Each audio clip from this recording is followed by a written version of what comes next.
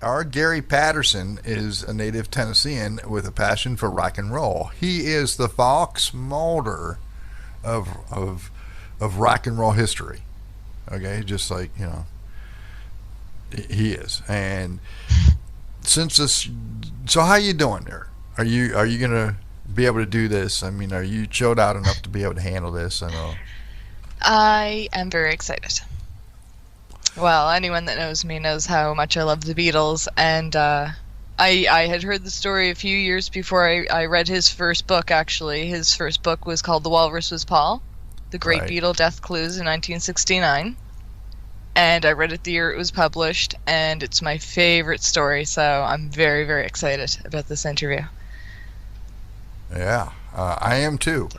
Every time I heard this guy talk on Coast, that's the only time I've ever heard him talk, I'd always fall asleep. And I can remember Ian Punnett interviewing him.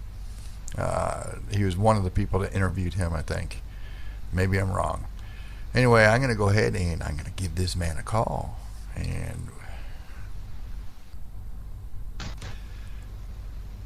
I'm calling. And So- you're calling. Yeah, well, If I say one ringy dingy, am I going to get bit for plagiarism? busy. It says he is online. Yeah. Let me see if I can add him. I know you guys were connected earlier. Oh, wait. Okay, it's gone through. Let's see. Hello? I have to be the one to call him for this to work. No, Hello, hi, Gary? Oh, Mr. yeah, Gary. it's me. Oh, perfect. You're breaking up just a little at the beginning. Okay. Do you want me audio or? Yeah. No, this is fine. This is fine. We're good to go right now. We just did the news and gave you a bit of an introduction. I mentioned your first book, The Walrus Was Paul, which is going to be the highlight of tonight's interview. But you also wrote Hellhounds on Their Trails, I Tales did. from the Rock and Roll Graveyard, I did. and then you did.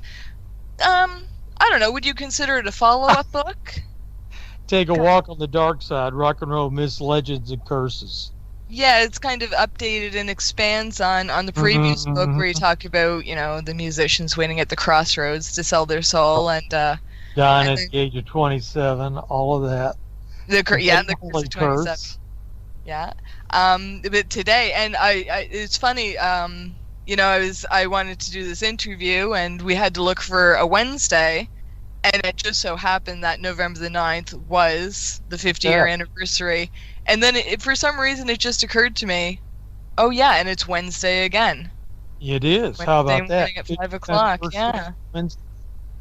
So now when Yeah, was the 6 first... o'clock. Yeah. Sorry, you were breaking up a little? Wednesday morning at 6 o'clock as the day begins. Now, when did you first hear this story? Well, actually, I heard it when I was just out of high school, and I heard it on radio, and it became an obsession to turn to as many radio stations as possible and see what you could find out. At first, I thought it was just, hoax, just something that, this was just too strange.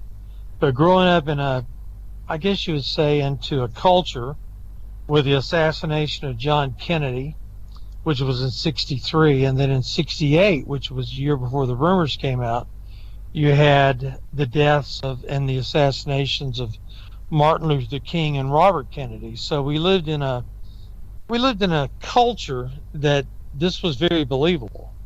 There was no internet, and television didn't cover it. There may have been maybe 30 seconds to a minute of something on it on television. Later, I found that F. Lee Bailey had done at least a 1-hour television show on this, where he confronted people from Apple to tell the truth about what happened to Paul McCartney. Now, that was later, and of course, in those days, we didn't have cable TV, so you had three channels, NBC, CBS, and ABC. And where I live in the South, we didn't have the show. So eventually, when I wrote the book, I got a cassette tape of the show with F. Lee Bailey. And it was interesting, to say the least, listening to Peter Asher be interviewed and some of the others. And of course, when you take a look at it, you had Russ Gibb on the show also. And I know that Fred Labor, who came up with the description of the Abbey Road cover, he was on the show, and he told me that F. Lee Bailey, before he came on, he asked him, he said, "Look, is this real?" And he said, "No, it's only a hoax." He said, "Okay." And he walked out and they did the show. So I have a cassette of that show that someone set with a cassette recorder to record it, and it's got this incredible 60 cycle hum on it. So I do have the show. So that's interesting. So that was done. But that's when I heard about it. And then I started trying to read everything I could find about it. And I remember Life magazine actually came out with an article. And the clue was so funny because it came out in November, and Life came out once a week. And when it came out, it was on the exact anniversary of the car crash, which I thought was interesting. And as it came out, they they actually had on the cover, they had "Paul is still with us." And it was a picture of Paul McCartney, Linda, and two of his children, and he's waving at the camera. But people who were into the conspiracy noticed that on the back of the magazine cover, there was a car ad, and if you held it up to the light, the car ad cut off Paul McCartney's head, which was supposed to be the whole rumor that he blew his mind out in a car, and that the rumor came out that he'd been decapitated in a car crash. So all of that was fine, and that happened in '69. It continued till the Life magazine article came out in November. Everyone took a sigh of relief, and that ended it. And then it comes back again, because when I wrote my book, The Walrus Was Paul, I wanted to take the reader into the psychology of the entire period, so that if they were there and they were hearing it for the first time, then this is how they would react. So that's why I guess the scope of the book does that. It's sort of like opening your eyes for the first time, and it's in a chronology, which actually starts back a little further till 1966. And of course, when Sgt. Pepper's came out, it was such a revolutionary album, not to say less than Revolver, because Revolver was probably the first major move into psychedelia by the Beatles, and Sgt. Pepper's followed up on it.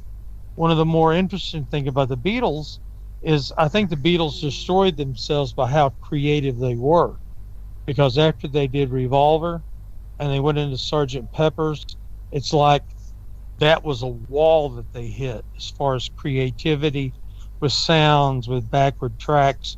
And then when you get to the White Album, you get to the idea, well, this is the way that they were guitars, bass, and drums. So they're going back to the simplistic idea. But they did do, of course, Let It Be, but Abbey Road was released last. And it was probably one of the greatest Beatle albums. I always remember listening to the second side, and when they end with, and in the end, the love you take is equal to the love you make. What more could you say, right? And that was in '69. No, best line ever. No, I totally agree. I mean, everything you said. I mean, there's so much to the story. I guess for people that don't know, maybe this is their first time, what happened 50 years ago today? Well, I think what we take a look at is how the Beatles' music changed. You take a look at I Want to Hold Your Hand and She Loves You, and then it goes up to, it starts to really get a little different. When you do, Rubber Soul was a little different, but when you get to Revolver, it was the first psychedelic album the Beatles did. And actually, Revolver's my favorite album, followed by Abbey Road. So those are my two favorite. But a lot of people started to notice that when the Sgt. Pepper's album came out, the Beatles were different. The music was different.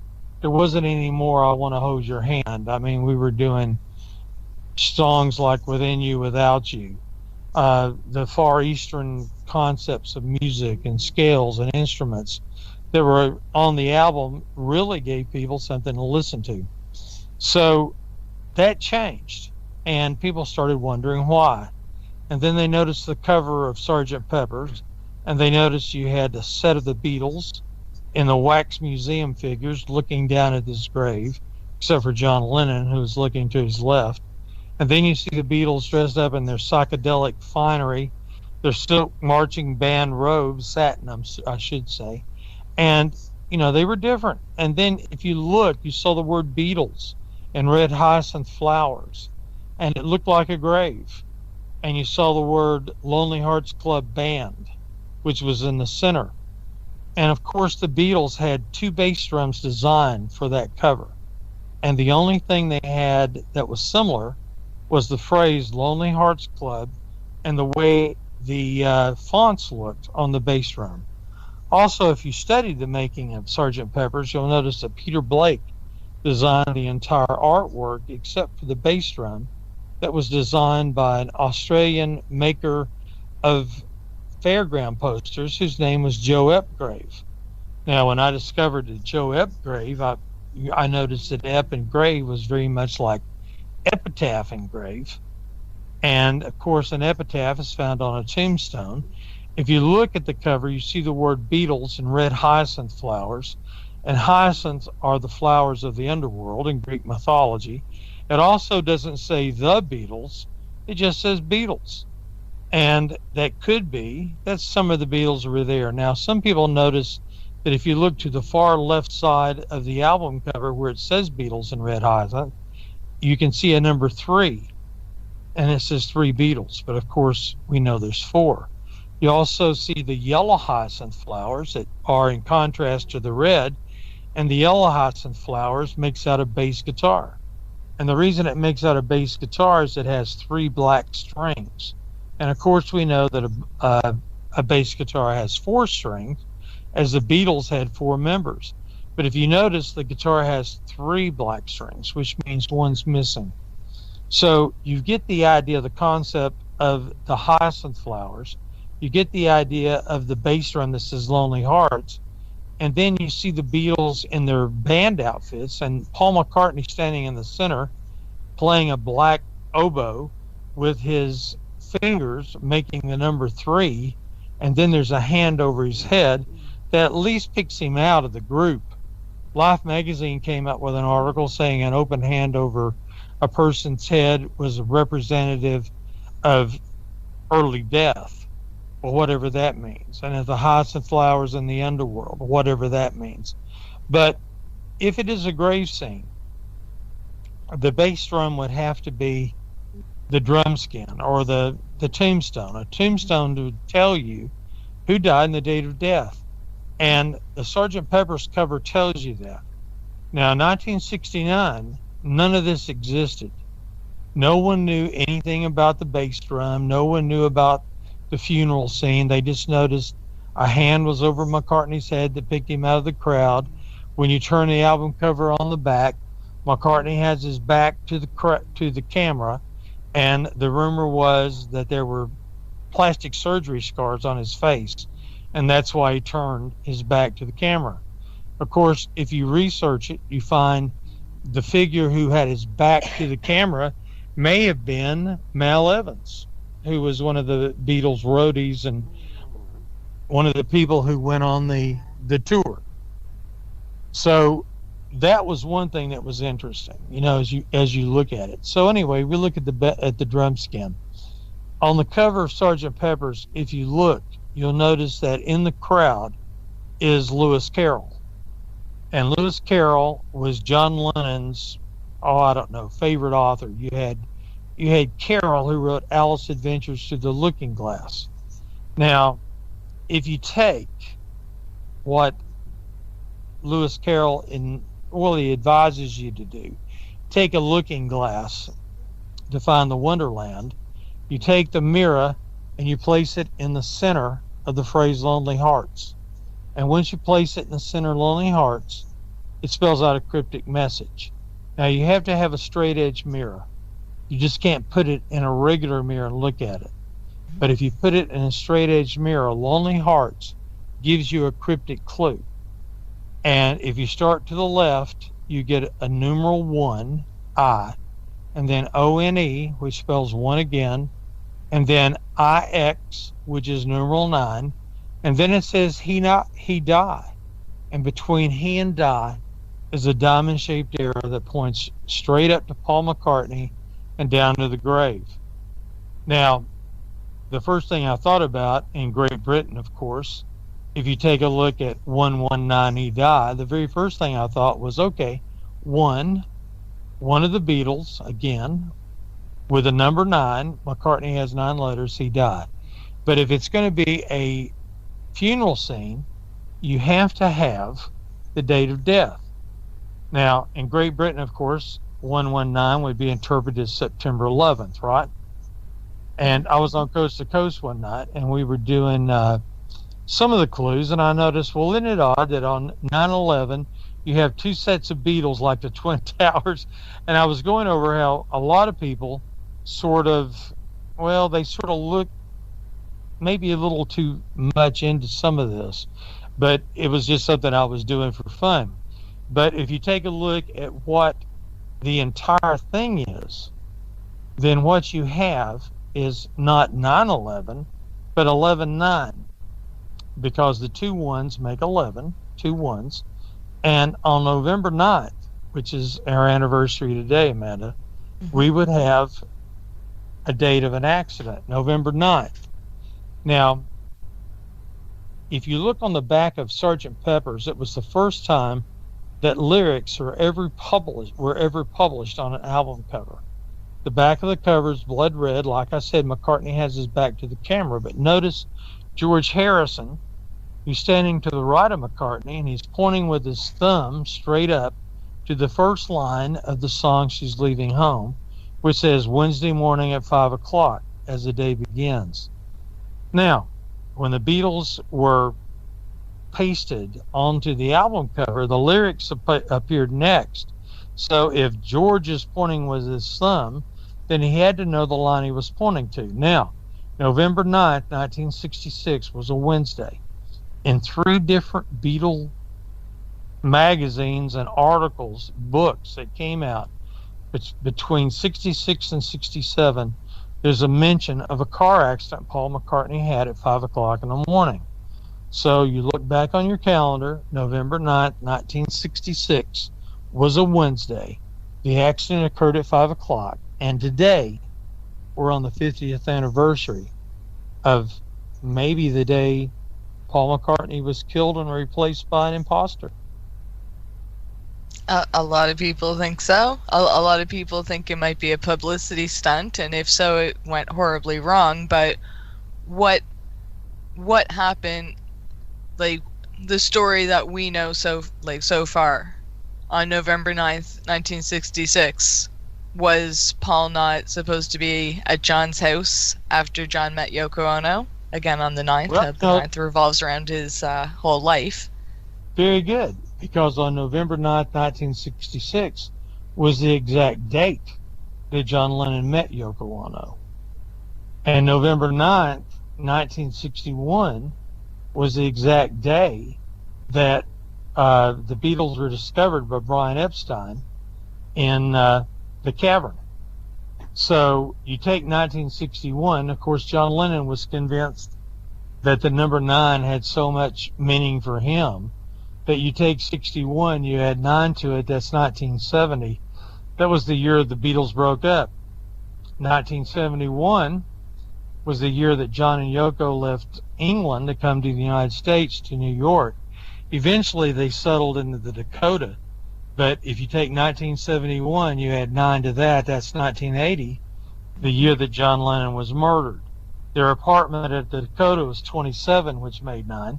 The address to Dakota was West 72nd Street, which makes 9. John Lennon was shot at the entrance of the Dakota.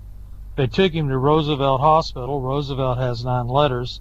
The name of the hospital, the address is 9th Avenue. And John was pronounced officially dead at 11:07, which would be 7 plus 1 plus 1 is 9. And considering he was born in Liverpool with 9 letters, at 6:30 p.m., 6 plus 3 is 9. So you have the idea that how John was basically controlled by the number 9, or he believed it so seriously. And of course, the Quarrymen has 9 letters. The Beatles were not formed until Paul McCartney met John Lennon. McCartney, the only Beatles with 9 letters. And I mean, Bill Harry, good friend of mine who was John Lennon's best friend, he can go through pages of the number 9 symbolism and numerology with John Lennon and the Beatles. And even when, the video game with the Beatles came out, it came out on September 9th, 1999, I think. Mm-hmm. So all those were 9s. So if we take a look at it and we try to figure out, was it a publicity stunt? It would have been something in order of they would have to come out and let you know something was there so you could look for it. Now, in 1969, when the rumors came out, the reason I call my book The Walrus Was Paul is from a line in Glass Onion where John Lennon sings, "Here's another clue for you all." Now, the rumor in 69 was the word walrus was supposed to be Greek for corpse. And that wasn't true because the rumors came out in 3 levels. At first, you have the totally ridiculous. An example of that is going back to the Help album and saying, oh, Paul McCartney doesn't have a hat. He's the only Beatle without a hat. Mm-hmm. So therefore, it's a death clue. Well, that's totally ridiculous. Number 2, you have guided looking and guided listening. So let's take a look.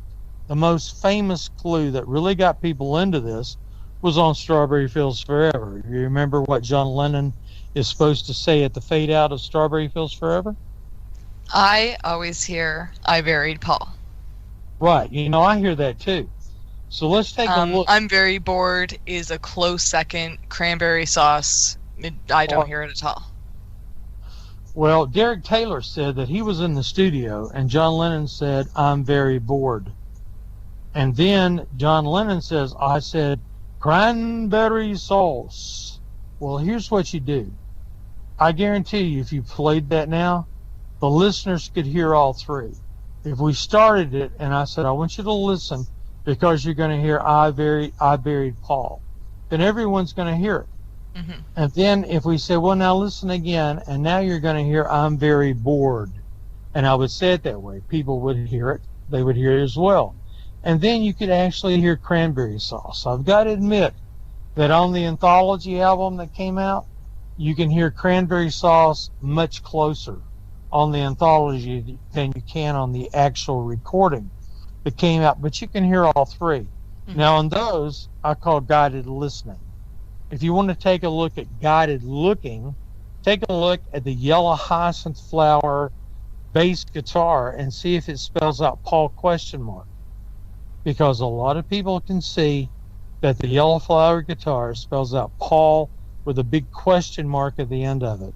You may not be able to see it, but if I go and I point it out to you, then you will be able to see it.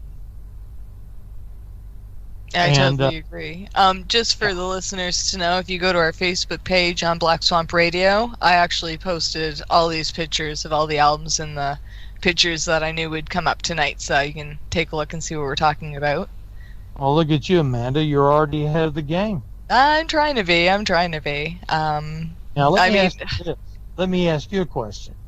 You enjoy this. When did you come up with the idea that this was a fascinating study and that you got into the Paul is Dead thing? Because I would say you're a little younger than I am. Well, yeah, I grew up listening to, what we'd consider now the oldies, but, classic music from the 50s and 60s, and always liked the Beatles. But I remember so distinctly in elementary school I was in grade 7, and the grade 8 class had someone come in and tell this story about how Paul had died and the clues were there and whatnot. But all I knew was during the lunch break, all these students came out and they were crying and they were saying, you'll never believe what we heard. And I had to know more. And Sure. It was at the same time that my music teacher, had told us about some guy in the 60s dropping LSD and playing the Beatle records backwards, and, that this book had been published on the crime. So I had bought the White Album and read Helter Skelter at the same time. So I was hooked ever since then, and I saw the presentation myself, and I mean, there's just so much, and you just never know. I mean, again, you can say maybe you don't really hear I Buried Paul, or maybe you can't really see the left-handed bass spelling Paul with the question mark, but I mean, some of the clues, like, why was Paul standing with his back to the camera on Sgt. Pepper's? Sure. And you can say it's Mal Evans, but you can see alternate versions where Paul's standing sideways. So you can make out his face, and it's definitely him, but he is going towards putting his back to the camera. And it's more the explanations that they try to brush off, like in the Magical Mystery Tour, which they said it was their first kind of failure. It was released, Boxing Day in 68, 67, 68, and everyone hated it. It's probably my favorite album. I like everything about it, and it was maybe one of the last times the Beatles were the Beatles before all the ugliness, so I'm sentimental with that album, but Yeah. there were hand-drawn things that weren't in the movie. There was a picture of, like, a diner scene, or like at tables, that wasn't in the movie, and you turn it sideways and it's a skull. Oh, and you see the lady's beret. Yeah. It makes the left eye socket. Yes, exactly. And like they wrote down all the titles of the songs, and under I'm the Walrus, in brackets, it says, "No, you're not," said Little Nicola. But that line's not in the movie. So is it that the subtitle of the song? Is that the full title of the song? Like, why? And then during Your Mother Should Know, John, George, and Ringo are all wearing red roses, and Paul's wearing a black one, which is weird. Why did Paul get it? Why not John? Maybe because Paul was singing the song, but the explanation was, why is Paul wearing a black rose? And they said, we ran out of red ones. Well, then no one gets a flower, or only Paul gets one red flower because he's singing. Like, the explanations just seem so flimsy, and, and enter Charles Manson, I think, and I think you agree that if Charles Manson said, I heard these messages about someone dying and death and this and that, and he misconstrued it to serve his own purposes, what are they going to say? Yeah, we were talking about death, but we were pretending we buried Paul because he died, and it was just a joke, sorry? I mean, what do you do, But there lies the problem, so what do you do with that? Well, that's what makes it probably the second greatest urban legend in rock history. Second greatest. And we go back, what would be earlier? I mean, I think greatest, but when I wrote the book, I wasn't aware of a guy named Robert Johnson, who many believe sold his soul at the Crossroads. And that's probably the one that got it started, because it influenced so many people, as far as Eric Clapton, as far as Keith Richards and Jimmy Page. So since that occurred in 1938, as a rock historian, I said, okay, I might tip that off. But the most popular, the one that lasts forever, the one that's probably the most fun, the one that will send cold chills up your spine, that's Paul is Dead. And that's exactly what we're talking about. And of course, Magical Mystery Tour was basically songs left over from Sgt. Pepper's. Mhm. And when we take a look at Strawberry Fields Forever, well, that was recorded for Sergeant Pepper's, and it came out on Magical Mystery Tour. But there's so many fun things. If you listen to A Day in the Life, if you listen to the line where John Lennon sings, he blew his mind out in a car. He had noticed the lights had changed. The people stood and stared. They'd seen his face before. Nobody was sure if he was from the House of Lords, right? That's what the lyric says. Mm-hmm. But if you listen to it, I swear, you'll hear John Lennon sing, nobody was sure if he was from the house of, and he goes into falsetto and says, Paul, Paul. And when you hear that, you're wondering, well, is this in the first two categories? Is this just something that I'm trying to make fit with a sledgehammer or a round peg into a square hole? Or did the Beatles actually plant things themselves? Well, I believe the Beatles actually planted a few things. Now, I know that a lot of them are totally ridiculous, but there are some, like the bass drum, they had to plant it. And the idea of Lonely Hearts, that was brilliant, but somebody really didn't get credit for it. So as a historian, I know that Mal Evans suggested they call the album Lonely Hearts Club. Now, was that to give the clue?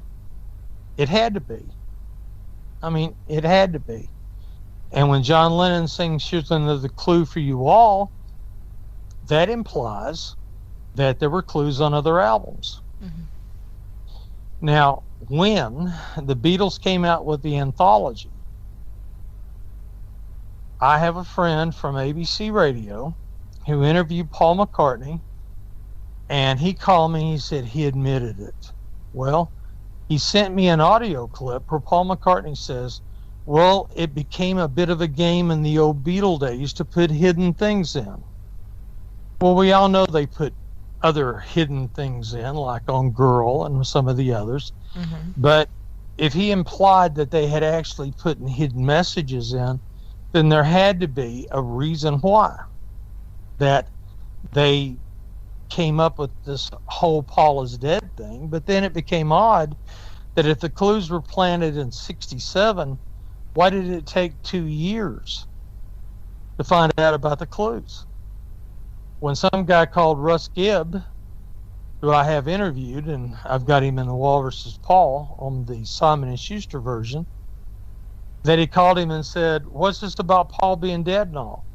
And then you have Russ Gibb going over it. Now, I was lucky enough, this is kind of funny, I had been, I don't know, I was a consultant for a Russian film on Paul is Dead.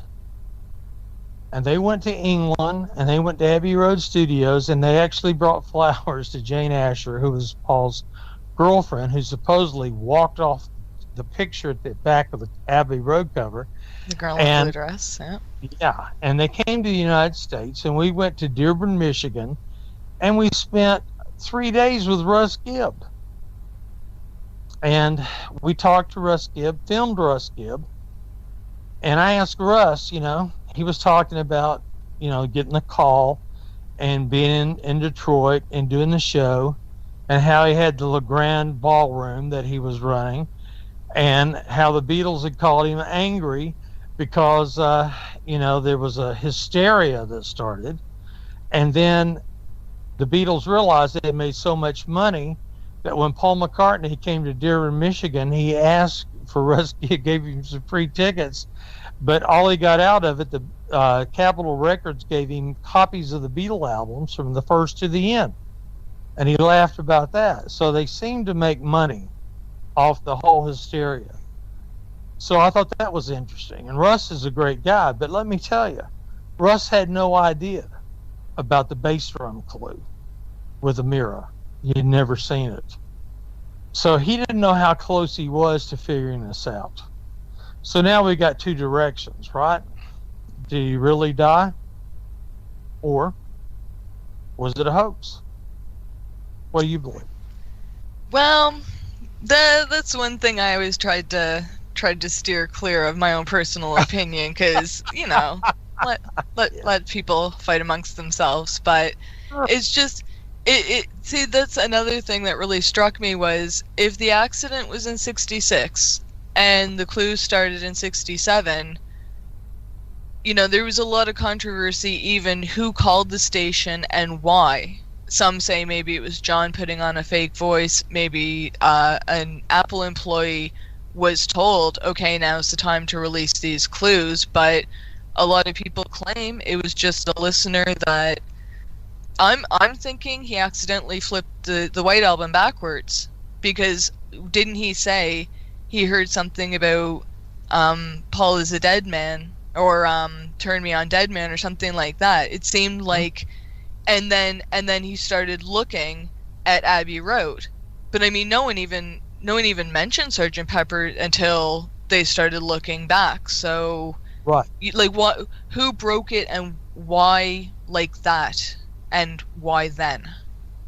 Well, see, that's a great answer, because one of the things is that this mysterious caller just called in. Now, I will tell you that I have met this caller, Really? and I interviewed him. And in the Walrus was Paul, the Simon Schuster edition, I actually have an interview where he tells me where he heard about the rumors, how he called Russ Gibb, and all this that happened. So he made himself known to me, and how the rumors spread. Now, there's a number of things about rumors. I mean, Terry Knight goes to England. He's from Detroit. He became the manager of Grand Funk Railroad. He comes back, and there's a number of songs that release, like Brother Paul, by a group called the Paul Bears, Paulbears. And so you have that, and then you have the concept that maybe he came back from England and had heard this, and he did the song. So if he was fed any information, unfortunately he's passed away now, but if he was fed any information from Abbey Road Studios in London, he came back, that would be one of the great clues. So we look at that. We look at the idea, was it programmed? Was it something that was set in motion?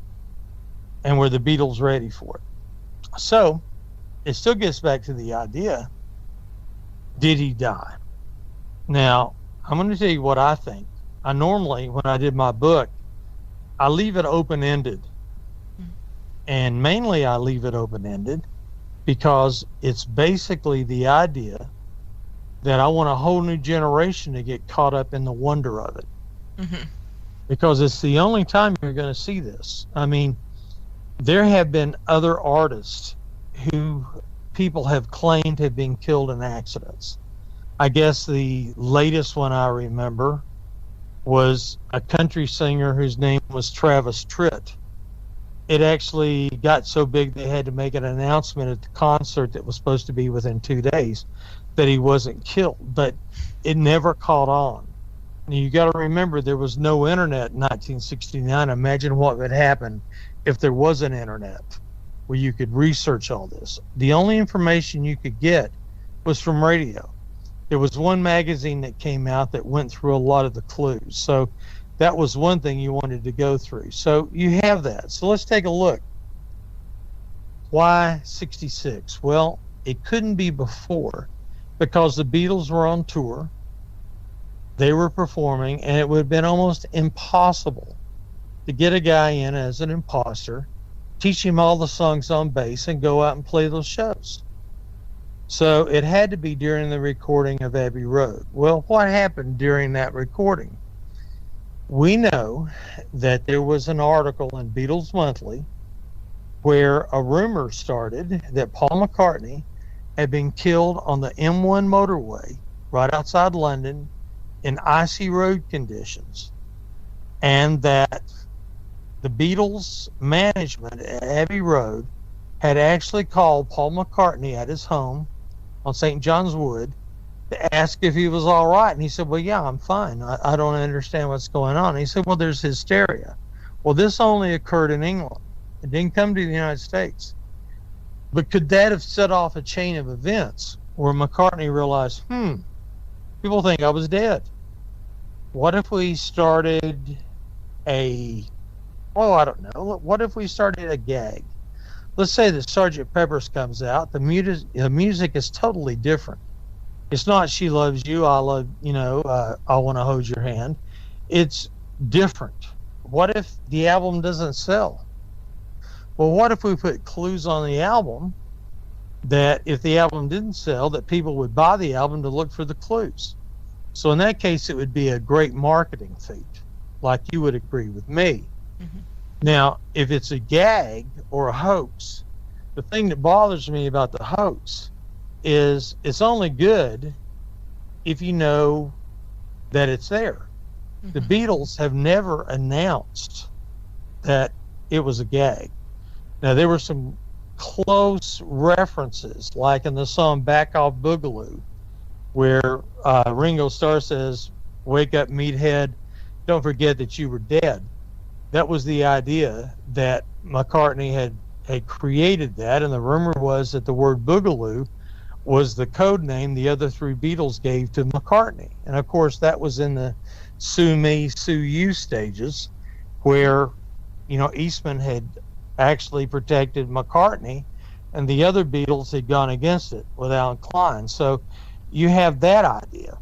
So there was some references, or like in John Lennon, How Do You Sleep, where he says, "Those freaks was right when they said you were dead." Well, that was a reference to McCartney.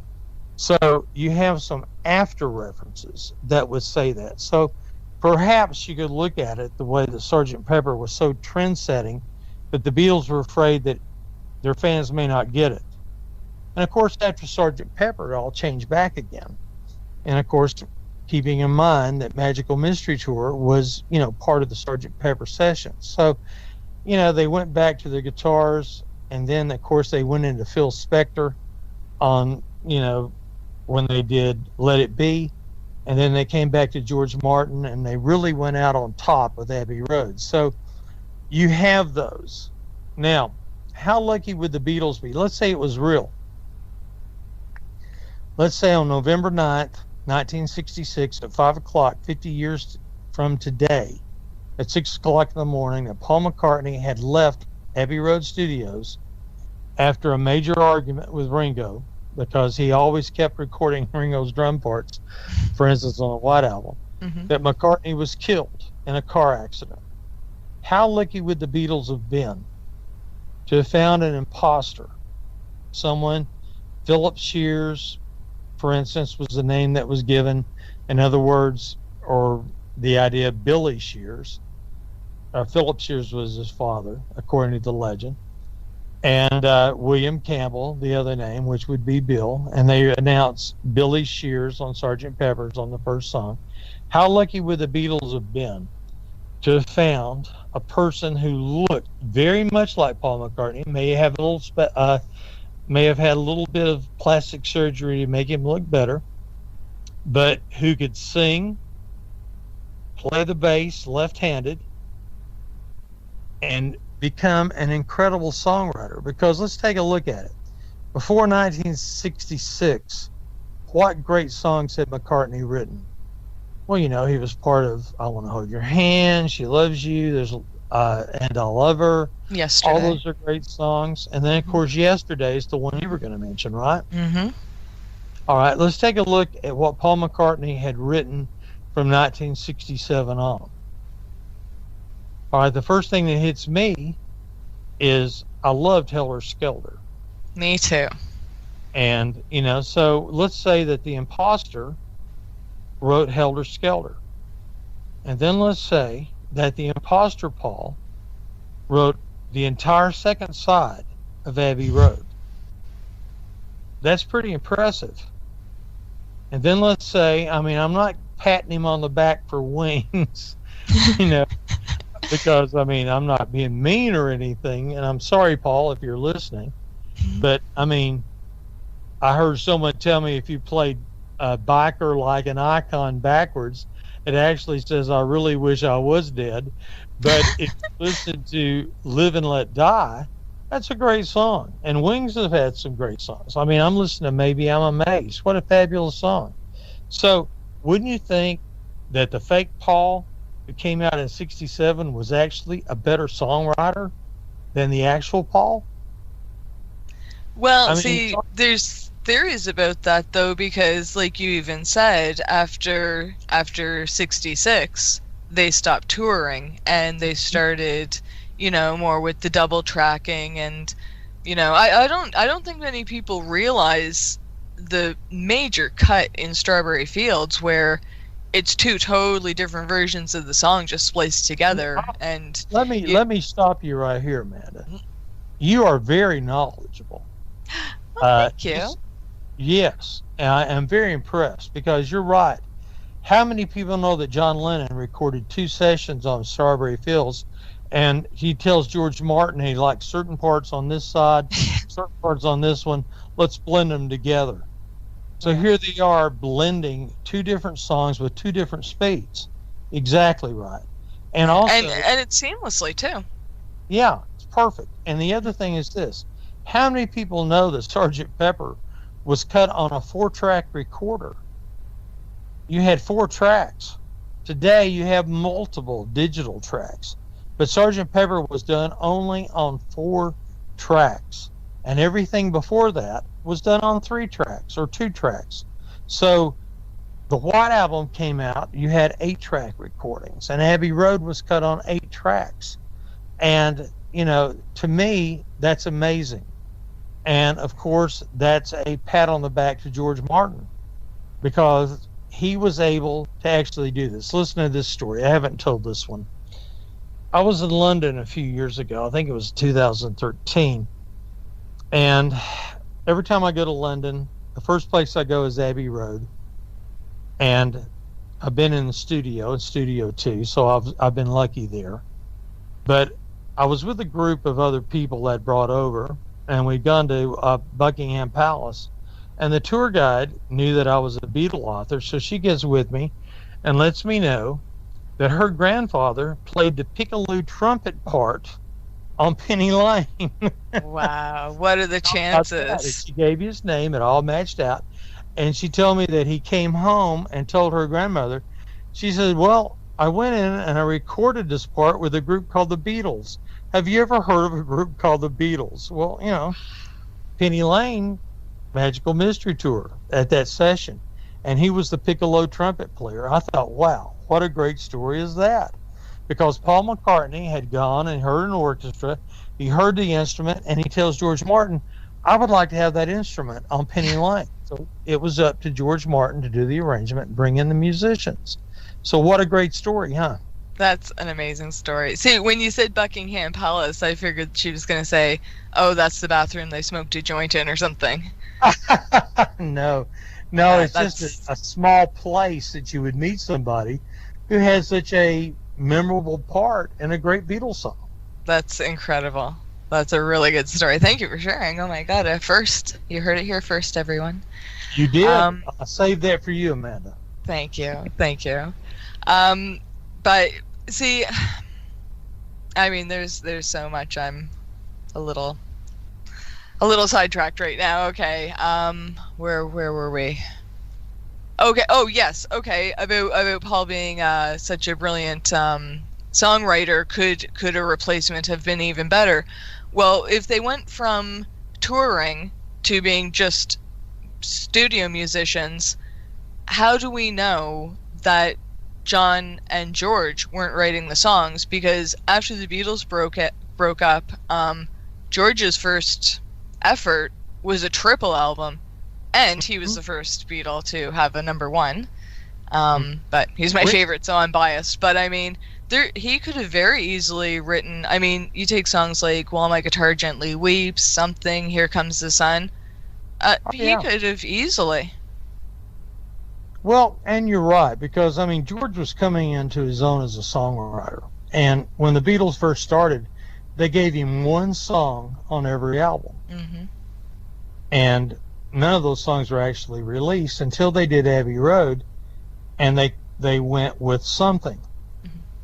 And of course, at that time, George was pretty well dated on it because, they want to put my song out now. And of course, the funny thing is that Frank Sinatra was doing the song one night, and he said that he thought it was the greatest love song, that had been recorded in the last 30 years. And he gave credit to Lennon and McCartney. Of course, that was pretty bad for George. It's been devastating. Devastating. And I was talking to Steve Lukather, if you remember, from Toto, the guitar player, and he was telling me when he met George Harrison that he told George, he said, "George, my favorite guitar solo you've ever done was Taxman off Revolver." And George said, "That was Paul." And so another devastation. But, you're right. You take a look at especially John. Could John have covered it? And I know there have been sonograms on voices that say that Paul's voice had changed. And, I look at that and I sit there and I go, well, sometimes your voice does change because you become hoarse. Listen, I saw McCartney play a couple of years ago in Nashville, and he played for 3 hours. I've heard tapes of him trying to hit those notes on Maybe I'm Amazed. He gets older, it's harder to hit. And I know that Life magazine actually had a voice graph of McCartney singing Hey Jude and Yesterday, and the voice didn't match. So you look at that, and I know that there have been pictures showing that McCartney's height was different, that his facial features were different. I know that we'll probably talk about that. And I get a phone call, and it's from Coast to Coast, and they say, "Hey, Gary, you got to see this. This guy has photographic evidence that McCartney is an imposter." Well, I looked at it and I thought it was interesting. So what I did is I went to a friend of mine who had just graduated in forensics for the TBI, Tennessee Bureau of Investigation, and had studied at the Body Farm. And when you talk about Dr. Bass at the Body Farm, I mean, he's the guy who did the autopsy on the Big Bopper.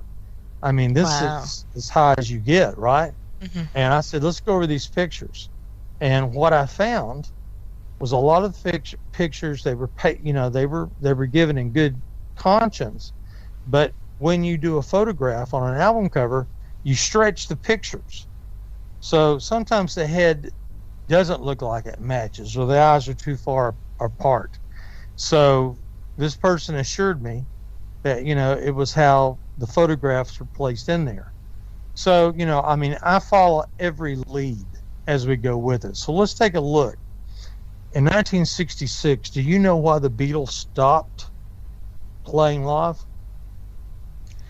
My guess would be death threats over the Maureen Cleaves interview, I believe, about being bigger than God, and the KKK was after Ringo. They thought he was Jewish, and all the big mass Beatle burnings, books and shirts and records. And let me stop you right there and say you're exactly on the right path. When the Beatles played Memphis on their second tour, John Lennon got a note saying that he would be shot at 9 o'clock that night. Well, when John knew the number 9, that terrified him. So when they were playing in Memphis, someone lit a string of firecrackers and threw them off, and they heard the firecrackers go off, and the Beatles started looking at each other to see who had been shot. When they went to the Philippines, I had a friend whose name was Alf Bicknell, who was with the Beatles, who was their chauffeur, who was one of their roadies and one of their agents that went with them. And he told me the whole story, that when they got to the Philippines, they were supposed to play a benefit for the Marcus family.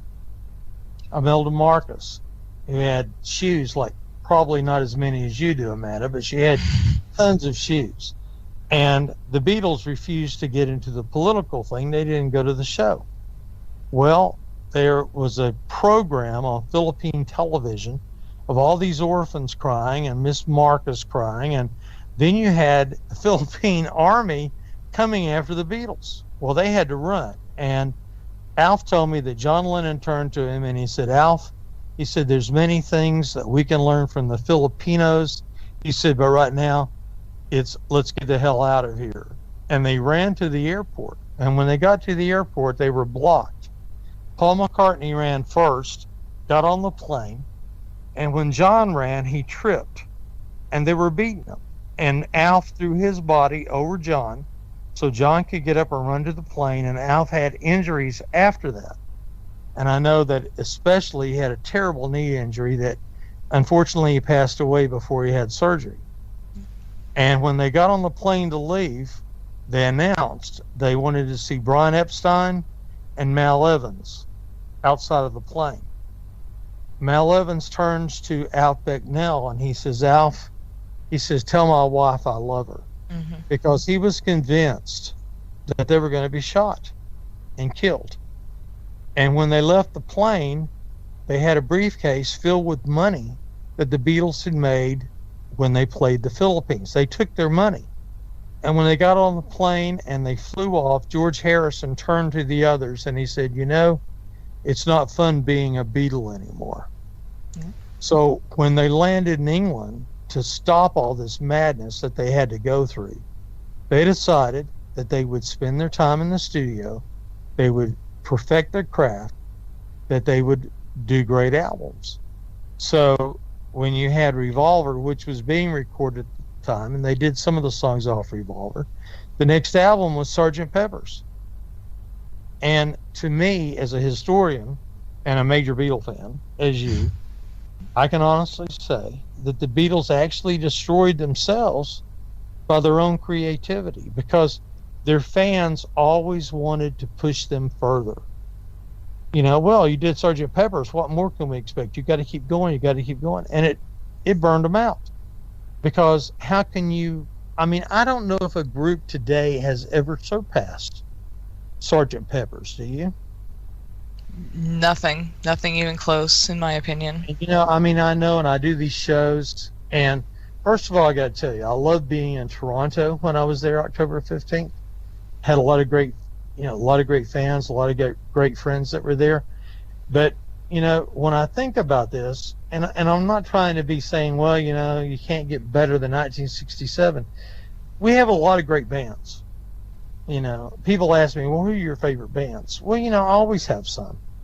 I mean, I love the Foo Fighters. I mean, there's stuff like that, but I've never heard anybody progress like the Beatles did. If you take a look at the creativity when you go into Rubber Soul, and then you go into Revolver, and then you go into Sgt. Pepper's. All right, you go into the White Album, and I agree with George Martin. The White Album would have been a great single album. I know they had some different songs like Wild Honey Pie and some of the others they stuck there. And, you know, Let It Be had some good songs, but what a masterpiece Abbey Road was. When they came back to George Martin, they said, okay, let's do it right. So the Beatles became studio players where they were able to experiment with all these different sounds, backward tracks. I mean, I love the story how they did Revolution number 9. Now, I will bet you that if you take every Beatle fan that we know in Canada, the United States, Europe, wherever, and you ask them what's your least favorite Beatles song, I guarantee it'll be Revolution 9. Would you agree with me? If they even consider that a song, if they even think about it. Laughing. They skip it so often. Yeah, that one, and probably the second would be You Know My Name, Look Up the Number, right? I like that one. Yeah, it's kind of cute. How they change it around. But Revolution number 9 is a series of numbers, you know, just backward sounds, tapes, you know, everything. And they go in the studio and they cut these lengths of tape, they throw them up in the air, they pick them up in a random order, they splice it together, each one holds an eraser to a tape head, and they play it. Some of it's backwards, some of it's forward, you know. But when you listen to that, it's filler on the album because they got out of their deal with Capitol. Well, Revolution 9 was one of the great clues of the Beatles, you know. When you have the test engineer who says number 9, 13 times, then, you know, the first thing you think, number 9, is that November 9th? Is it McCartney? He has 9 letters. And when you turn it backwards, you hear him say, turn me on, Dead Man. And when you hear that over and over again, it gives you a chill down your spine. Also, in the track, you hear John Lennon say, "So all right, Paul, then we'd better go and see a surgeon." That was supposedly what was heard. You can also hear him say, "So the wife called, and we'd better go and see a surgeon." Or, as some people hear, "He hit a pole. We'd better go and see a surgeon." So you hear that. And then you hear a car accident backwards. You hear flames. You hear a voice screaming, "Let me out! Let me out! Get me out!" You hear that. And then you hear sort of a requiem mass going on behind it, and it's chilling. I mean, I remember sitting in my dorm room playing that backwards on an album when you actually had a turntable that you could play backwards. So all of that happened, and I thought, wow, this was a great way to listen to this. It was really amazing. And that was off the White Album. And of course, earlier you mentioned exactly how Charles Manson got into it, and that was a White Album thing. So when we take a look at all this, I mean, Sgt. Pepper's, Revolution 9, all of this came out, and it was hidden there. No one ever played a record backwards. The Beatles were the first band to ever have a backward track on a song. And of course, that was Rain. And when you listen to Rain, and you listen, which is, I got to tell you, it's one of my favorite Beatles songs. Very underrated, I think. Yeah, very underrated. And actually, I'll have to give Ringo credit. I think it's the best song of Ringo's drumming. It's fabulous, the way he does the drums on that. I think also I read one somewhere that Ringo says it was his favorite Beatles song. But when you listen to the third verse, it sounds like John Lennon is chanting. He's saying something like, "Scaramouche, not yeah," like that. And I thought, that's oh my a really God. good impression. You nailed it. Oh, well, thank you. And when you reverse it, you hear John Lennon saying, "When the rain comes, they run and hide their heads." So they just turned the track backwards. John had taken the track home. He had smoked a little marijuana, laying on the floor, played it, and he turned the tape backwards, and he thought it sounded so cool, so he goes in and he says, "We need to play this backwards." So George Martin spun the reel when they got to the third verse, and that's what we hear. So I think it was cool that the Beatles were able to use backward tracks, backward guitar tracks. Listen to Tomorrow Never Knows. And also when we talk about Tomorrow Never Knows, we talk about 8 days a week, we're talking about song titles that Ringo suggested. What a great idea. Tomorrow Never Knows. Ringo came up with that. But you hear that, that weird sound that George Martin got, and how many bands could capture that sound? How many bands tried to jump in and play the psychedelic game with the Beatles and George Martin? Look at the Rolling Stones, Her Majesty's Satanic Request. I mean, I have a new appreciation for the album, She's a Rainbow and all that, but when I listen to it, it's nowhere near the craftsmanship of Sgt. Pepper's. And of course, I love it. If you have Her Majesty's Satanic Request, if you look in the hedges, you can see the Beatles images there, because the Beatles had put "Welcome the Rolling Stones" on Sgt. Pepper's.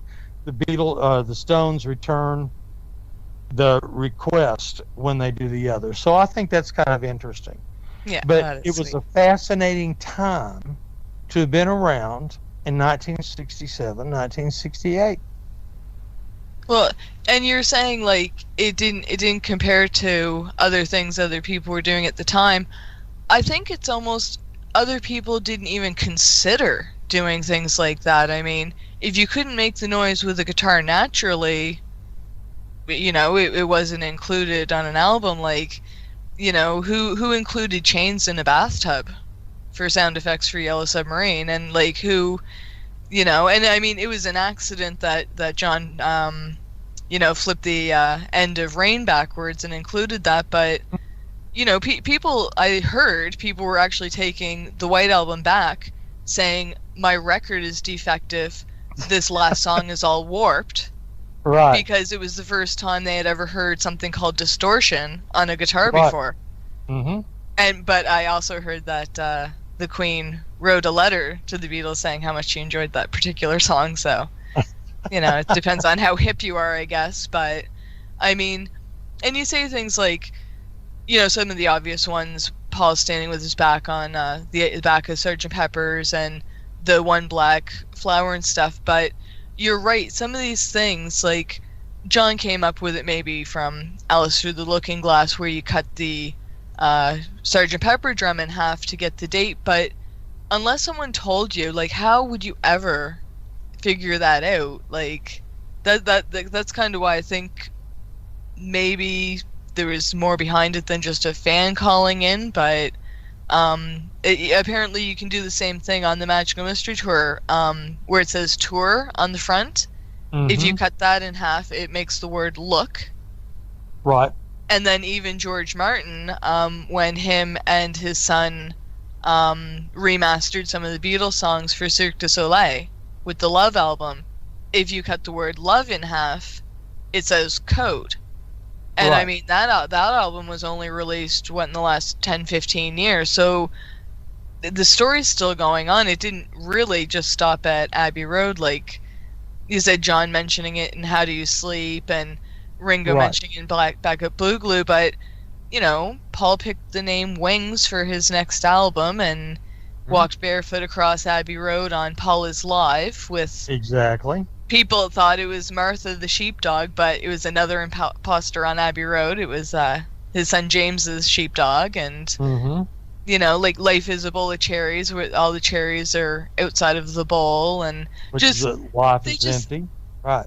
Yeah, and I even found we mentioned when the anthology was released in the late '90s, they had a music video for an unfinished song John was working on, "Free as a Bird," and right. you can see so many different images are references to other Beatles song titles, and there's exactly. one that would represent a day in the life where there's a car accident, white Aston Martin, and if you look in slow motion, there's like a black van, like I guess that would take bodies away.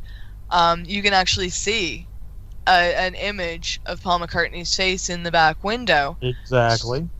So people are still doing it. So look at the license plate on the Aston Martin convert on the car that crashed in the scene. Did you notice the license plate? In the Free as a Bird video? Yeah. Was it LMW28IF? Or was there a new number? Because he had aged. What it is a clue. It's YFE7, which implied 7 wives between all the members. And you have a fire engine that's sitting there with the firemen in a line. When I did the book, I did on the Simon & Schuster version, I go through all 90 clues on Free as a Bird. There's over 90 of them. Oh, I don't know if I have that version. And when it ends, you hear of the mandolin player or the ukulele player, George Formby, say, "Turned out nice again." But if you listen to it, it's reverse, and it says, "My name's John Lennon." My name's John Lennon. And, I mean, it's just really odd. So, when the Beatles put it together, if you get the Simon & Schuster version, I did all the clues. Every little one. And including that, the fire engine that's clean. Just, it was amazing how the Beatles had put that there. Now, I was tipped off to it by ABC Radio that they were going to do that. And so I had the opportunity to go through and write down all the clues, and I thought that made it kind of interesting because it's so much fun, and it's really good for a lot of Beatle fans like you and I, that if we ever went to a party, we would play that with other Beatle fans and see how many clues we could pick out. I mean, I can look at it and I can see all of those. I mean, Penny Lane's there. I mean, it's amazing how much time they put into it. So I know they enjoyed it. And also there was a Simpsons show where Lisa wanted to become a vegetarian. Mm-hmm. So she goes and speaks to Paul and Linda, and Paul tells her, he says, if you play Maybe I'm Amazed backwards, it's a ripping recipe for lentil soup. Well, at the end of that episode, I was taping it because I knew McCartney and Linda were going to be on it. And when I taped it, I could hear this voice go, bleep, bleep, bleep, bleep, bleep, bleep, bleep, bleep, bleep, as they were playing Maybe I'm Amazed. And I said, oh my gosh, they got a backward track.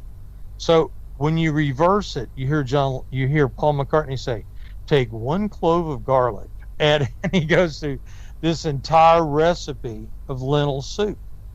And this was on The Simpsons. So does he still have fun with this? I think he does. Like you said, Paul is live, walking across the Abbey Road cover. He's wearing a suit that was made, I think maybe it was Macmillan, who did their suits in 1966. He's leading the sheepdog, which his name is Arrow. It's his son's, like you said, not Martha.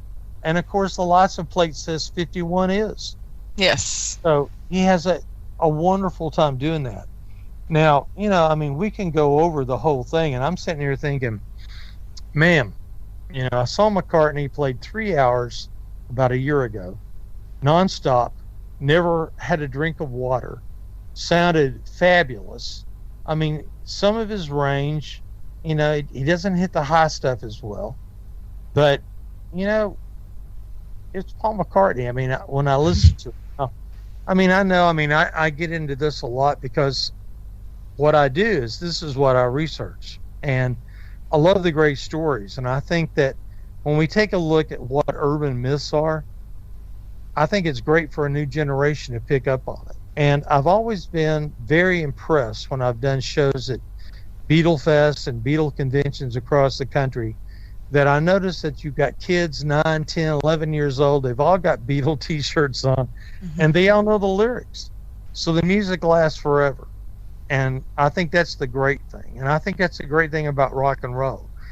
Even if Jim Morrison's dead, we can listen to him on Sirius XM radio or on CD, and he's there like Elvis and everyone else. And I think that if you're a rock star, it's like Greek mythology. That they're too powerful just to die as ordinary men and women.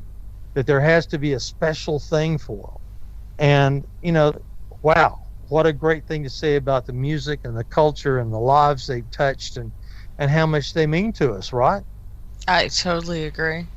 I've actually heard comparisons on kind of the Greek mythology of the legend and how that ties into the Paul is Dead story too. They're walking the way the sun rises to the way it sets in the funeral procession on Abbey Road, and the hero dies young but is resurrected as a god. And I mean, there's so many angles, and of course you have Aleister Crowley on the Sgt. Pepper cover, and rumors that maybe John Lennon had sold his soul to the devil for a record deal, and they are dressed up as magicians, 4 or 5 magicians, again pointing out, is there another Beatle? It's, there's so, and that's what's so brilliant about it. Like, you can believe he did die and they replaced him. You can believe it was publicity gone wrong thanks to Manson. Was it all witchcraft? Was Paul the sacrifice? Like, was he the sacrifice that gave them the fame? Or, was John Lennon's time up in 1980? And that's how it all fell apart. I mean, there's just, to think it's just publicity, but to have so many angles to one story that people didn't even know about for years. It was right in front of them, and they didn't even... right under your nose. I mean, when you look at the Sgt. Pepper's album, you see Edgar Allan Poe, okay? Now, when you look at Poe, you think of, the premature burial. That's a little gag on that.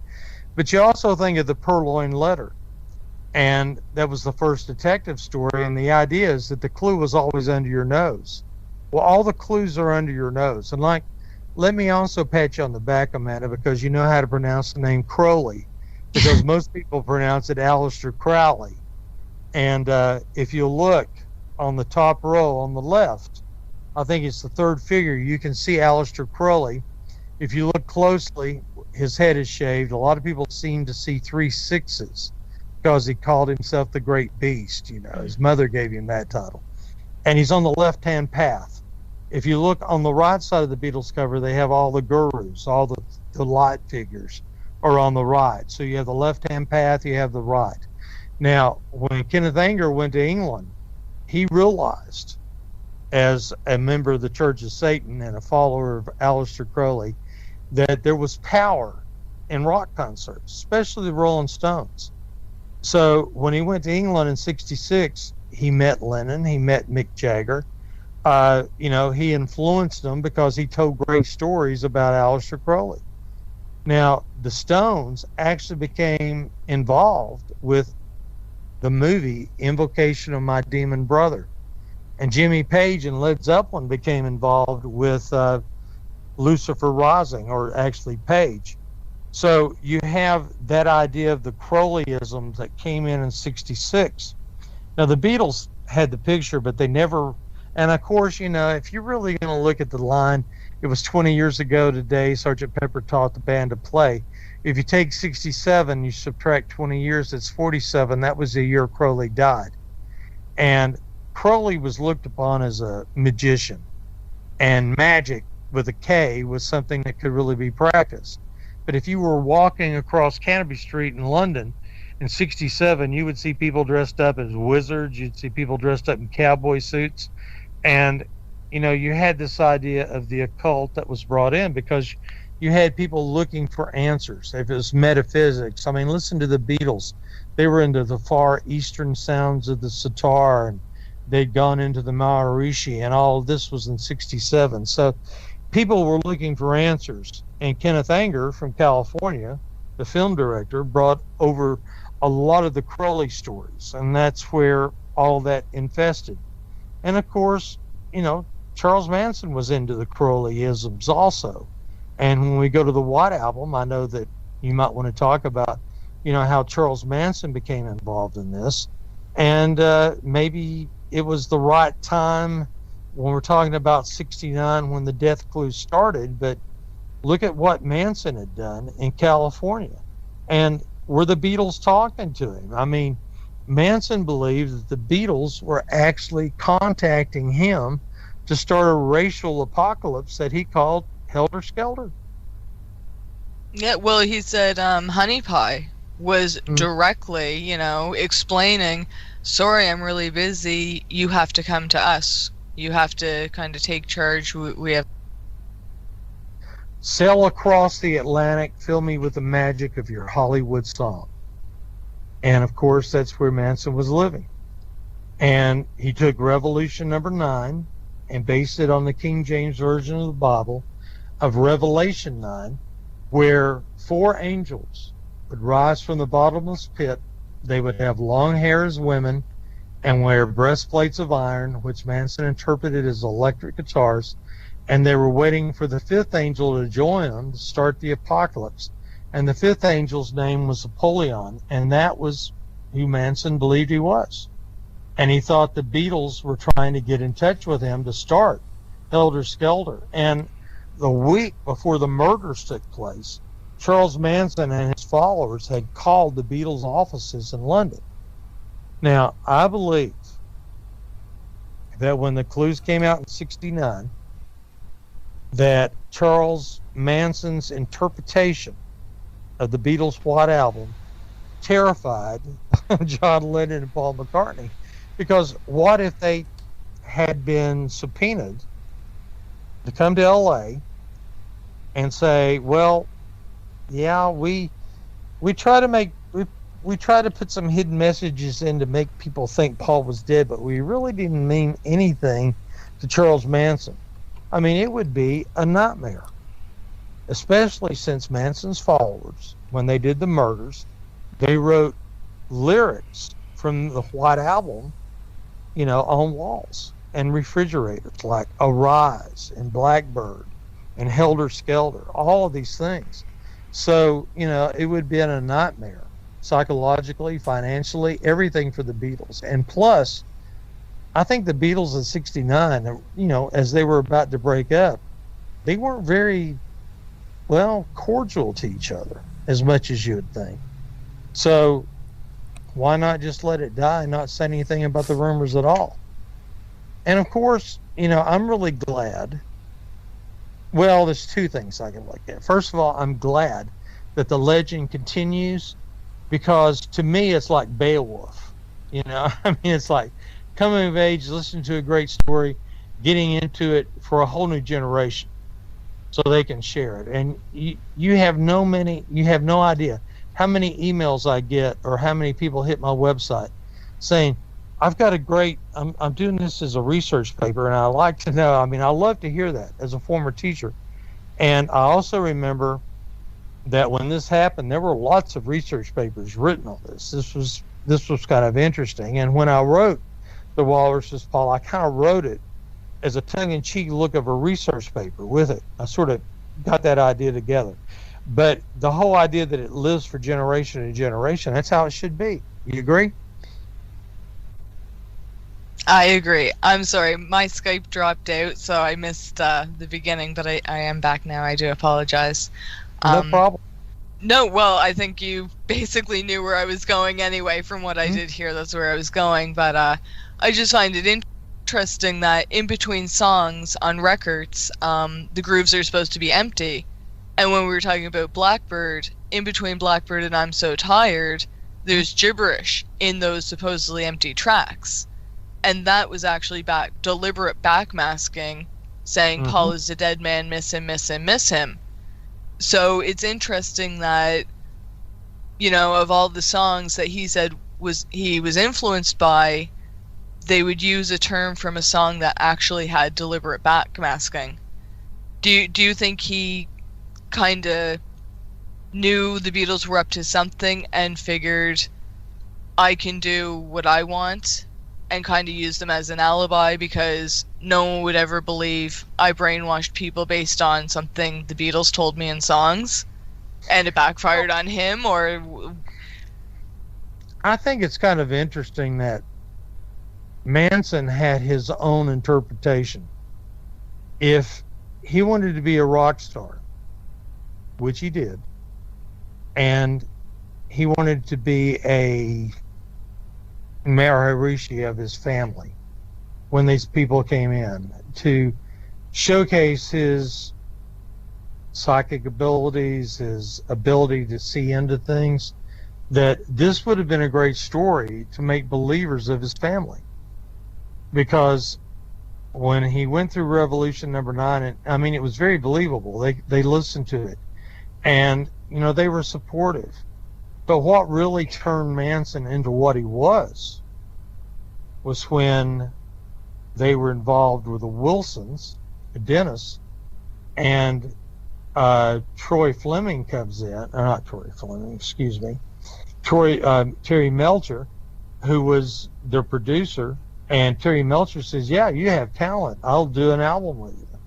And then Charles Manson's excited, and then he listens to the song Cease to Exist as Cease to Resist by the Beach Boys, where they took his song and they changed it, and it infuriated him. He didn't get the record deal, and he found the house on Celio Drive that Terry Melcher had with Mark Lindsay from Paul Revere and the Raiders, and it was just lucky for Terry Melcher that he was not there the night that they did the murders, because it was to pay him off. And Dennis Wilson of the Beach Boys, the drummer, Brian and Carl's brother, received a bullet in the mail that they were after him, and he was terrified.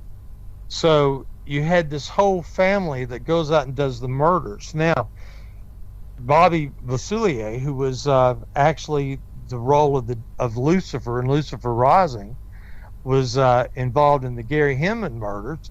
And a lot of people take a look at Charles Manson and they think that he did the murders only to replicate the Henson murders so that Bobby Beausoleil would be released from jail. So you have that. It was a pretty callous time in 1969. And when you take a look at, how hippies were looked at as flower children, peace, love, and all this, the whole idea of the whole concept of hippies and the summer of love completely changed, because it ended the whole movement, because now you have these people who were hideous, who committed murders. So I think that had one thing to do with it as well as with Charles Manson and the concept with the Beatles and taking on their music. You know, that was one thing that was disastrous as far as the Beatles would go if they looked at it. And of course, the Beatles had no mention to Charles Manson. None of this was actually true. It was how Manson looked at it. And sometimes, you know, we have people who have an idea of looking into things. Like in the 80s, you remember when Backward Tracks really came out? With Judas Priest Dan allegations. Yeah. Dan Rather comes on CBS and he says there are satanic messages in rock songs. Mm-hmm. And then, of course, Stairway to Heaven became the big one. And everybody was hearing Backward Tracks. And, you know, it was kind of funny because to me it was like taking paint and throwing it on a wall. And you just throw it there and walk out. But then you have someone come in and they say, oh my gosh, look at that. You know, it's sacrificing children. Well, you know, sometimes the horror is in the seer and not the person who just did the art creation. And that was one thing. I mean, I've always thought about that, but the Beatles led with that. That was one of the things. So, you know, the whole idea of Backward Tracks, we thank the Beatles. It was innocent, but, you know, whether it was a great game, a great quest about Paul is Dead, or if it was accidental, as in Styx and Stairway to Heaven, we'll never know. But it's still a part of the great urban legend of rock and roll. I couldn't agree more. And I mean, 50 years later to the day, and this might be the first time some people are hearing about it. Or, I mean, I've talked to people when I first started really hearing about this the first time myself. I was asking people, have you heard this? Have you heard this album? Have you heard this song? And then it brings people back, you know, because, like, I don't think people can really appreciate, like, you see people carrying on at concerts today, and it's no big deal, no one bats an eye, but before the Beatles, when you went to a concert, you sat in chairs, and you politely clapped after each number, you know, and I'm not a big fan, because he was mean to the Beatles, but Sure. Elvis basically, you know, like, there were still segregated concerts and stuff, and black musicians weren't played on the radio, so to be hearing what they thought was new sounds, and you know, and the Beatles opened up things for England and just rock and roll and just so many things. And when you start thinking about all the firsts they did, like, not only a fade out to the song, but the first fade into a song.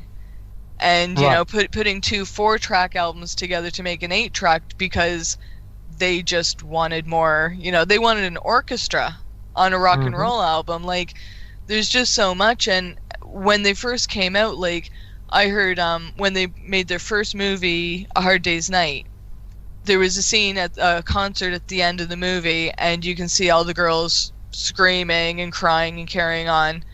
And someone told one of the cameramen, go into the crowd and film the concert as if you were one of the fans watching. And 3 days later, he had to go to the dentist because the screams, the vibrations of the screams were so loud, they physically loosened his teeth. I mean, it's amazing.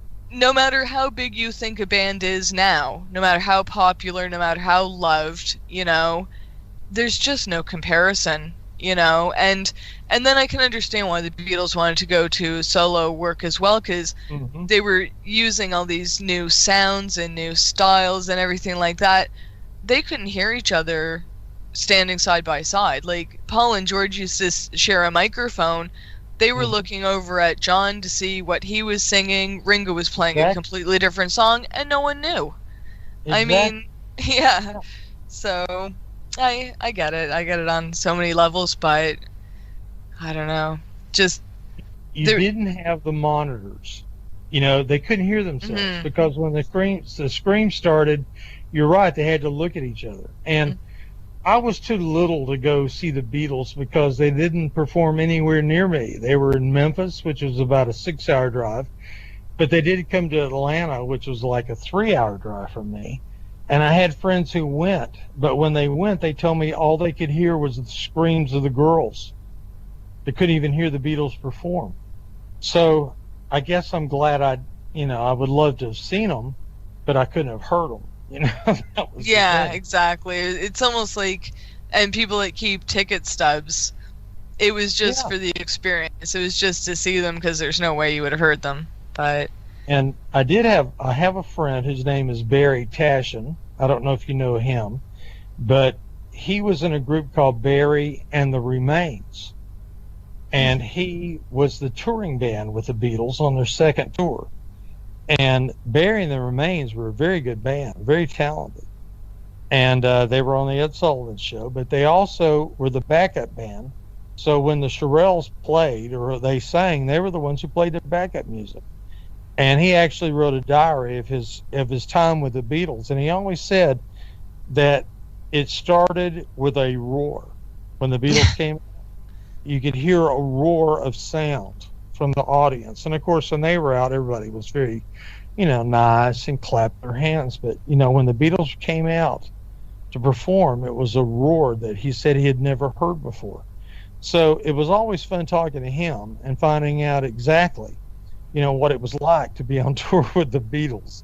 And great guy.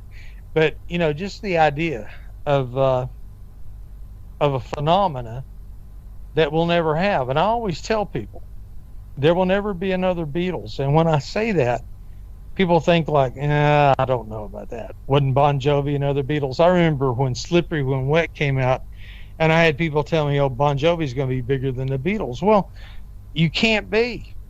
Now, I have a theory on this, and I'm going to tell you why no other band can be bigger than the Beatles. And the first thing is this. When the Beatles came out in '64 on the Ed Sullivan Show, we had 3 television networks, NBC, ABC, CBS. And when Ed Sullivan came out on Sunday nights, that was the major show. Today, we have hundreds of channels on cable TV. How could you get one network to pull in a band that a majority of Americans would watch on that one night, that would captivate all of the United States? Even Billy Graham stayed home to watch the Beatles on the Ed Sullivan Show. So I don't think anyone could pull in the viewing audience that the Beatles did when we have so many varieties today. And I think that's one reason why we can't. Now, I could always say, and this is always up to conjecture, is I don't think I've ever heard songwriters as good as Lennon and McCartney. And I mean, we have a lot of great writers today, a lot of great rock and roll. It's not, it's still going. But if you listen to the songs that Lennon and McCartney have written, that's, those guys will be always remembered as probably the greatest songwriters of pop culture in the 20th century.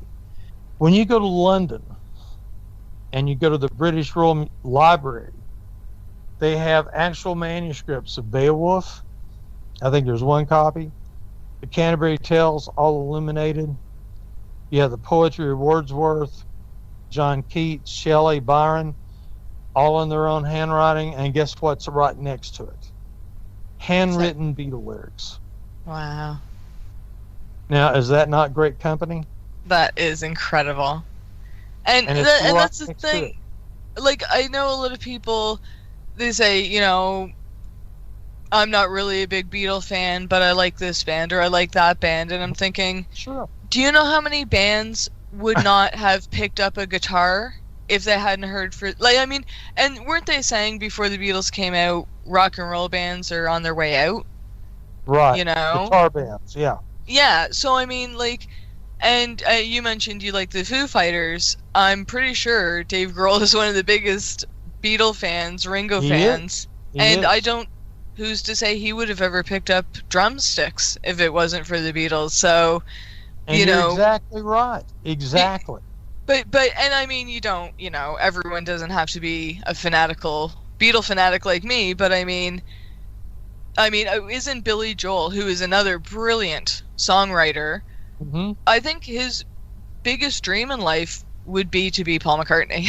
I think he Yeah. said that in interviews. If he could do anything in the world, it would be Paul McCartney, you know? So, you know, and I don't think people appreciate that. But then the fun thing with this story is you can't look at the clues without hearing the music. Exactly. And then I think you truly appreciate how brilliant it is. And so someone took a lot of time to put this story together. Like in the movie Yellow Submarine, two submarines pass each other, and you see two distinct Pauls drawn in one submarine. Mm-hmm. Like and it's not just for one frame. Like someone specifically put that in, and you know, like hand drawings of in the Magical Mystery Tour booklet, there's one of Paul McCartney saying "The Fool on the Hill," and the way the L is, it cuts through his head to make a split in his head. And in the car accident, he was supposedly decapitated. So, and I mean, you say there's 90 references to Beatles songs in "Free as a Bird," and I think there's 21 one-word title Beatles songs. What's the number to how many times a hand shows up over Paul's head? Whether it's drawn or looks accidental or full on staged. I mean, and how, like you said, the Life magazine saying the Paul is dead clues, you know, my death has been greatly exaggerated. And you see on the back is a car ad, and the car ad's going through the back of his head. Exactly. You know, in Strawberry Fields Forever, the music video, you can see a car going through the back of his head. On the Oldies album, a compilation album, you can see a car driving up the hill towards a Beatles head. I'm glad you brought that one up. I'm glad you brought the Oldies album up because it was never released in the United States. When I did my research, I was pretty well sure the Beatles were doing this as sort of an American gag because I have friends in England who had not heard this. All right. And so the more I went with it, I kept saying, "You never heard this?" No. And then I had a DJ, James Well.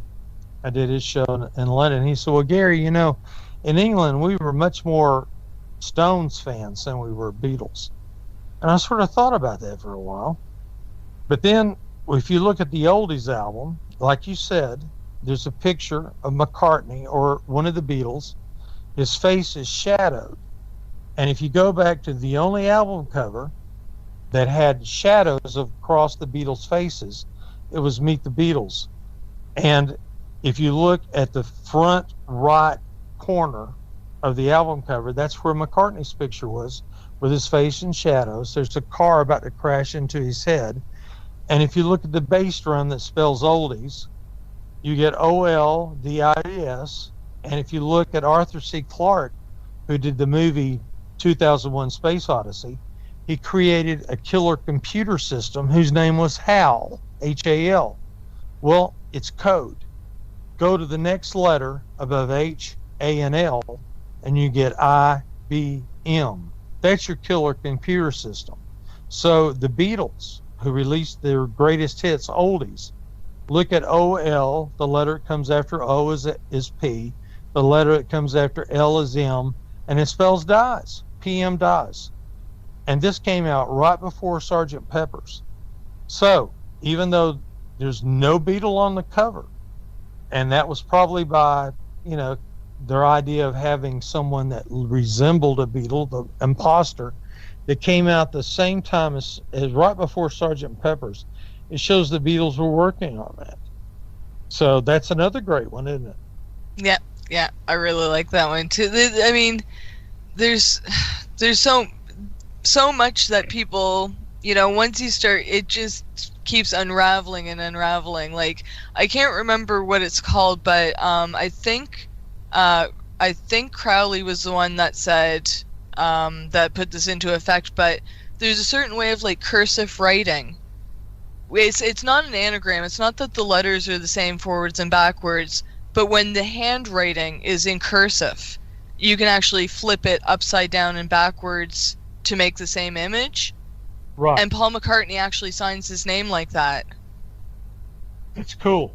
and I can't remember what the proper term is for it, but I mean, that's a lot of detail, and not And everyone Jimmy may have Page read does these as well. things. Yeah, so does Jimmy Page from Zeppelin. So, you have that, yeah. Yeah, and then like splitting the bass drum. I think is probably the most brilliant clue ever. But you look at some of these things, and it just shows their genius and the thought they put into everything, and it's still absolutely fascinating no matter what angle you look at, and Well, it's just that what they've created besides their music is also ingenious. The way they put it in there, the way they've become such a major part of pop culture, and how bands have followed them. And, like for me, I'm a first generation Beatle fan. And I remember I was in elementary school when the Beatles first came out. I remember watching them on the Ed Sullivan Show on February 9th, 1964. So that shows you how young I was. But I did that. I grew up with them. I listened to their changes. I listened to the music. I loved it. Now, after the 70s, you had Wings and you had Lennon doing their solo stuff and George, and it was good, but it wasn't the same. Now, my daughter is a major Beatle fan. So when I think about this, the one thing that gets to me is I can't remember ever being a fan of my parents' music. I didn't grow up and say, hey, Mom, put on some Frank Sinatra or put on some big band music. It never appealed to me. But my daughter loves the Beatles. And I remember she has this huge picture of John Lennon hanging in her bedroom. And I'm sitting there thinking, it's great that you have a generation that picks up on the music of their parents or their grandparents or their great-grandparents, whatever, because it shows you how great the music is and how it affects different generations. And I've seen that with a bunch of kids, whether at Beatle Fest or whatever. So, it shows you just exactly how fabulous the music was and how it was picked up and carried on and put down, because that's the secret of rock and roll. Whether it's Muddy Waters, Howlin' Wolf, Robert Johnson, you take the music, you add something to it, and you set it down and wait for someone else to do it. Well, with my concept is that no one has ever touched where the Beatles set it down. And maybe that's what we're doing, Amanda. We're waiting for somebody to pick it back up and take it further. Well, we've been waiting a long time. And we've got some great bands, but nobody has ever taken it further. And maybe that's what we're waiting for, because when we hear that they're greater than the Beatles, well, we need to see it. Because there's a lot of great bands, but to be greater than the Beatles, what a compliment. Yeah, I almost get offended when I hear, people say, oh, they're going to be greater than the Beatles, and then a few months later, you can't even remember the name of the band. Right. Like, yeah. And you have to think, like, it wasn't like they had one really good album, I mean, they were putting out 2 solid, brilliant albums a year for almost a decade straight, and it wasn't just like, the compilations or a bunch of filler. I mean, I think their first album, Please Please Me, took 18 hours to write, record, put together, and release, and happened to come out the same day John F. Kennedy was assassinated.